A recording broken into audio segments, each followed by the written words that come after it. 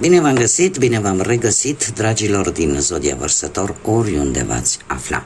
Bine ați venit tuturor pe canalul meu, atât dragilor mei abonați, cât și de asemenea celor care poate sunteți pentru prima oară aici pe canal. Azi voi face o lectură generală pentru luna iulie a acestui an, așa că, dragilor, toți cei care aveți soare, luna, Venus, ascendentul sau oricare alt aspect astral important pentru voi din harta voastră natală și care are legătură cu Zodia Vărsător, atunci această lectură este de asemenea și pentru voi. Desigur, dragii mei, nu uitați că deciziile și alegerile voastre vă construiesc propriul viitor. Este o lectură generală, așa că vă rog din suflet să luați totuși decât ceea ce rezonează cu voi, iar restul lăsați-le să zboare în univers, pentru că sigur sunt pentru alte energii care într-o mai mică sau mai mare măsură au o legătură cu Zodia Vărsătorului. Și haideți să vedem, cei care mă urmăriți de ceva vreme, știți că la lecturile pe lună scot câte o carte pentru fiecare săptămână din minunatul și interesantul oracol al frunzelor de ceai. Să vedem așa, per general, cam cum stă treaba. Și avem prima săptămână, avem măgărușul. Cineva este foarte încăpățânat și nu vrea să se schimbe sau nu vrea să-și schimbe ideea sau nu vrea să schimbe o anumită situație. Vă veți lovi de această energie încă din prima săptămână. De asemenea, avem o femeie dreaptă, energia unei femei drepte, și nu mă refer la poziția posturală, fizică, ci mă refer la un personaj, posibil cu părul blond, ochi schimbători, aș zice vers, dar schimbători și în general probabil cu un semn la bărbie, părul un pic până în numeri. Este cineva care are o importanță sau va avea o importanță în a doua săptămână, orică veți avea voi de a face cu acest personaj feminin, orică are o implicare importantă pentru voi. Dacă nu are părul blond, poate să fie cineva cu părul gri, grizonat sau chiar alb. Cea de-a treia săptămână vine cu musca. Dragilor, mare atenție, încercați, feriți-vă mai ales cu căldurile prin care trecem, încercați să aveți grijă un pic mai mult de sănătatea voastră.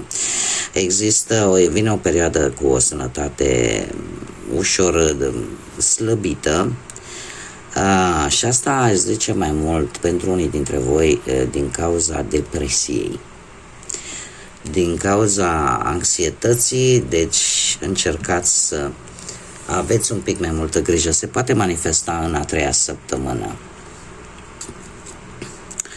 Cea de-a patra săptămână vine cu ceva relaționat cu munca, ori cu un nou job, ori cu ceva nou în cariera voastră profesională. Și știu că mulți dintre voi o să-mi zică: domne, păi eu sunt pensionar sau pensionară, eu nu mai am job de mult. E ceva legat de, poate de pensie, de lucrul ăla, de tot ceea ce, nu știu, se modifică vreo lege, se întâmplă ceva, vine o noutate pe partea asta care are legătură cu munca, aia care ai prestat-o sau pe care o prestezi în acest moment. Haideți să vedem, trebuie să mai și adaptăm, da? Haideți să vedem cu ce energie intrați voi, dragilor din Vărsător, în luna iulie. Care este energia voastră? Hopa, foarte multe. Luăm decât prima carte. Mai încercăm. Dragilor, voi se pare că aveți destul de multe gânduri negre și eu trebuie să vă mai spun un lucru. Aveți gândurile în 15.000 de locuri. Trebuie să vă spun un lucru. E posibil ca unii dintre voi să vedeți lucrurile într-o manieră mult mai agresivă decât este în realitate. Cumva să vă faceți rău singurei. Și această energie nu este tocmai una foarte bună, pentru că deveniți victima propriilor voastre gânduri. și vă învârtiți într-un cerc vicios care nu va face altceva decât să atragă și energii și mai negative. Energia voastră, cum să spun eu, are potențial să se transforme, depinde de voi.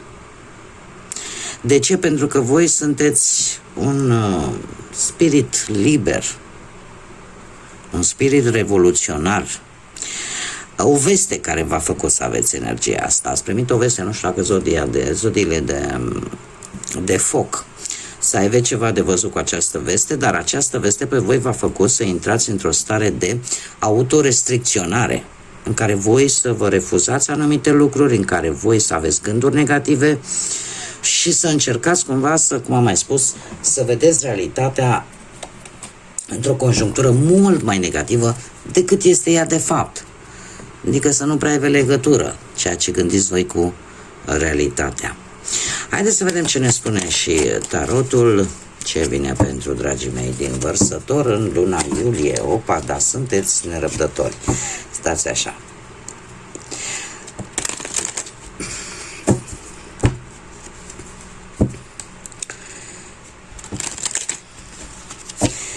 Ce vine pentru voi și începem desigur cu planul profesional. Ia să vedem.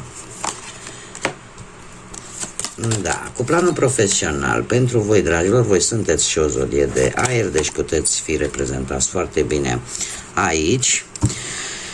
Hei, cu ceva timp în urmă, nu știu, ori voi ați avut un comportament care a deranjat vreun șef, vreun coleg, ori cineva dintr-o zodie de aer, la fel ca și voi, Gemeni, Balanță sau Vărsător, a avut un comportament care pe voi v-a cam deranjat.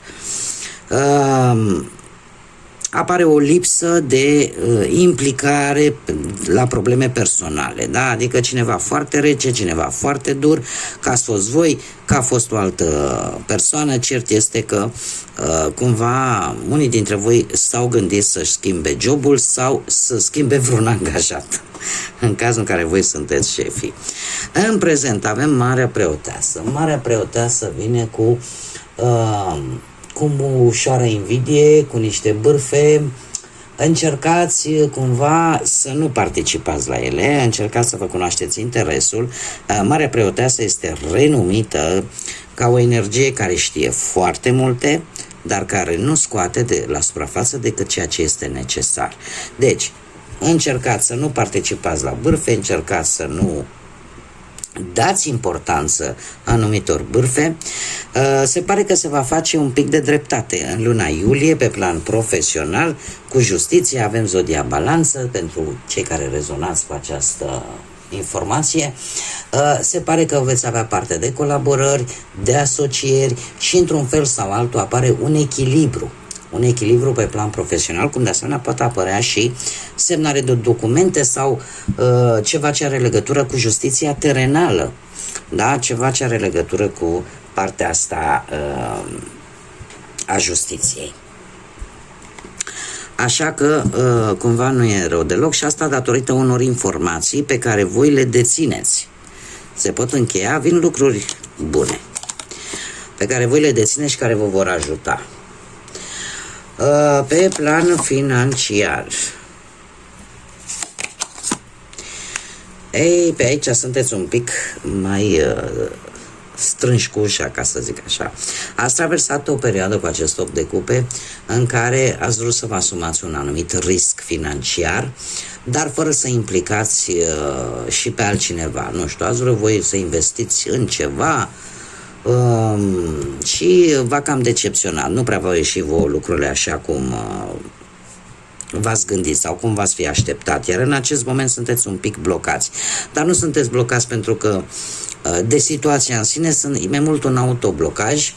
Sunteți în faza în care sunteți conștienți că trebuie să faceți anumite sacrificii pe partea asta financiară, cu spânzuratul aici. Eu aș spune că e un moment în care vreți să economisiți, lucrul ăsta este prioritar și încercați să nu cheltuiți pe lucruri care nu au așa mare importanță sau care nu sunt importante în acest moment. Luna iulie pentru voi vine cu această regină de bâte, zodii de foc. Berbec, Leu, Săgetător, poate vă spune ceva.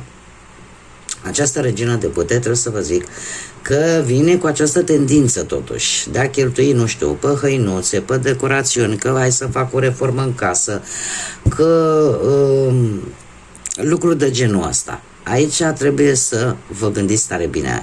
Apare această tendință, fiind și vară, tendința de a cheltui un pic fără să te gândești.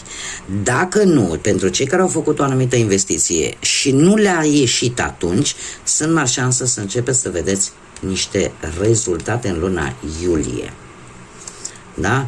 Un rezultat care vine în luna iulie va fi lent, da? Dar eu zic că va fi pozitiv. Mergem mai departe pe plan sentimental. Pentru cei care sunteți într-o pereche, dragilor,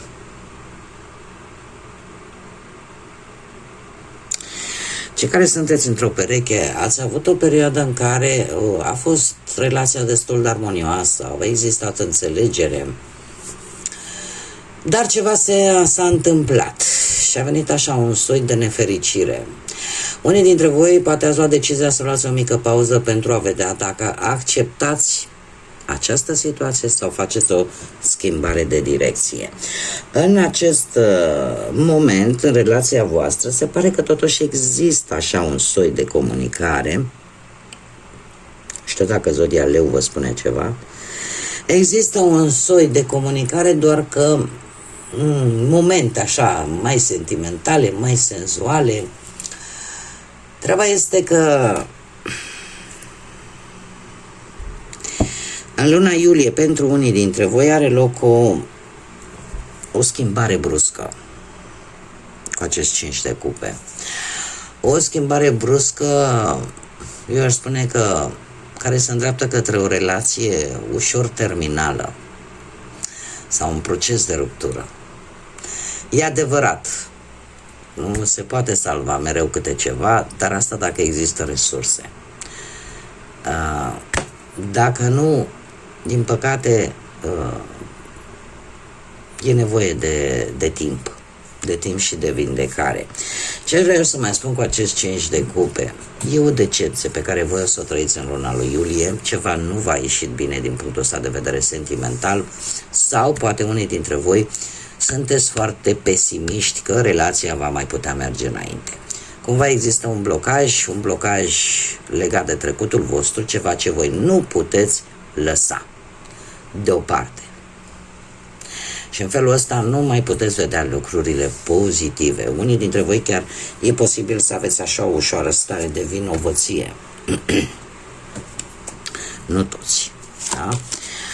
Dar luna lui iulie vine cu, probabil cu o decizie.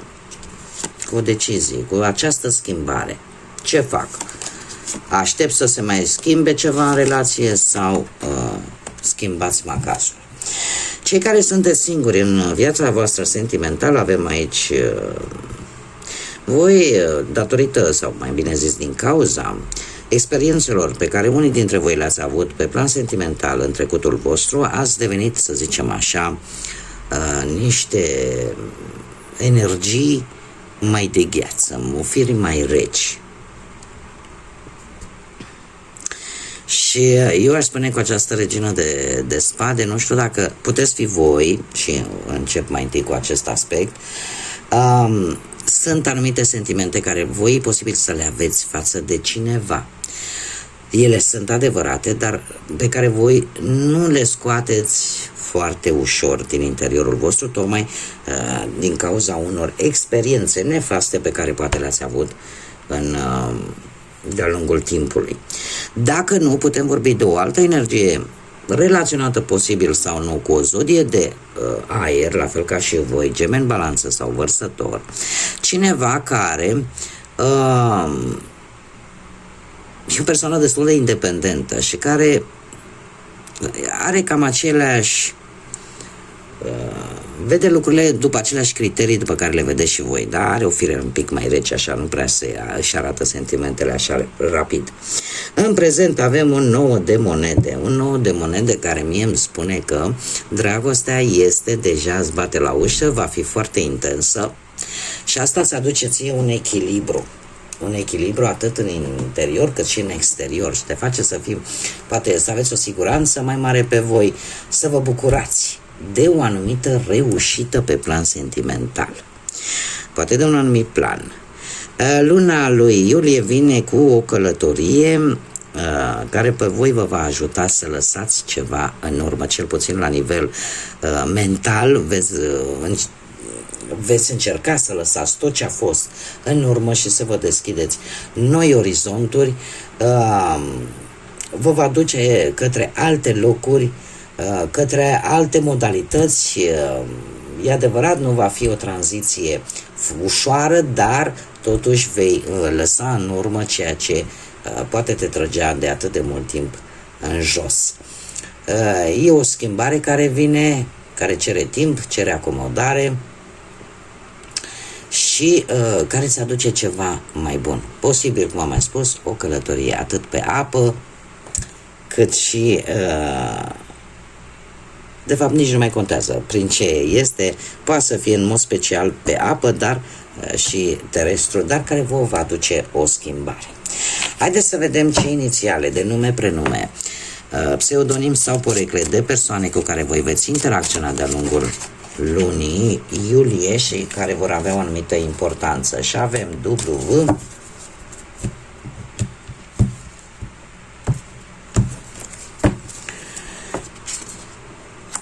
Y, V, I, O, L, D și încă o dată Y. Interesant. Ca și zodii, avem zodii de, chiar aș zice că predomină, zodiile de apă, Rac, pe Scorpion, sau zodii de aer, la fel ca și voi, Gemeni, Balanță, Vărsător.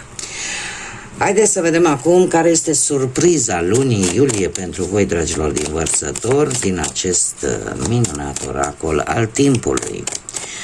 Care este surpriza pentru dragii mei din Vărsă? Hopa, hopa, hopa. Uitați așa. Voi lua prima carte, ele s-au întors foarte multe. Dar avem data de 11 posibil, 11 iulie, care ne spune în felul următor. Sau în 11 zile sau în 11 săptămâni, puteți să vă notați cine își dorește. Cert este că această dată, deci ori 11 iulie, după 11 zile de când voi vedeți această lectură, sau în 11 săptămâni, va trebui să-ți asculți prietenii. Va fi o situație în care probabil că ar fi indicat să pleci urechea la ce spun și cunoscuți prieteni, în general persoanele din anturajul tău, persoanele apropiate ție. Haideți să vedem ce mesaj are Universul pentru voi, dragilor. Care este mesajul Universului pentru voi în luna lui iulie?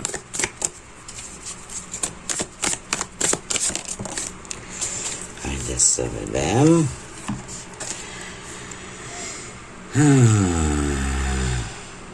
Da.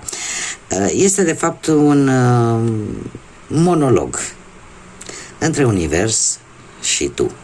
Și spune așa: știu că în ultima vreme ți-ai tot pus întrebarea și ai fost destul de îngândurată dacă ești suficient de puternic ca să obții ceea ce inima își dorește să facă. Acest mesaj este aici ca să-ți reamintească cine ești tu cu adevărat. Pentru că tu ești mai capabil să faci, ai capabilitatea să faci ceea ce îți dorești. Așa că ridică-te de jos și fă un salt de credință. Cumva cred că este cu destinație exact acest mesaj pentru unii dintre voi. Și este un mesaj de a vă ridica, dar nu vă lăsa doborâți de nimeni și de nimic. De a vă prețui și a vă vedea și a vă recunoaște adevărata voastră valoare, de a gândi că sunteți suficienți, sunteți, fiecare om are o parte specială a lui și voi probabil că aveți, fiecare are un lucru special, un lucru care îl face deosebit, care îl face unic vis-a-vis de ceilalți, așa că este un mesaj în care ți se readuce aminte că ești suficient, ești destul de puternică să obții ceea ce tu îți dorești, să faci anumite lucruri. Așa că ridică-te și dă un salt de credință, dă un salt de încredere, dar de fapt încredere în tine însuți.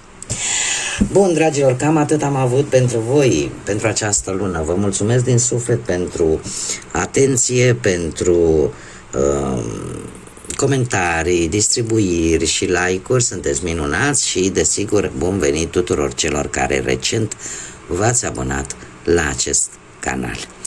Așa că, dragilor, un iulie cât mai liniștit. Sper să ne mai răcorim, cel puțin cei care locuim pe emisfera asta nordică a planetei, care ne topim la propriu, dar pe lângă asta să aveți parte de liniște, să aveți parte de pace interioară și de multe lucruri bune. Așa că până la următoarea lectură, numai bine și să fiți iubiți, dragilor!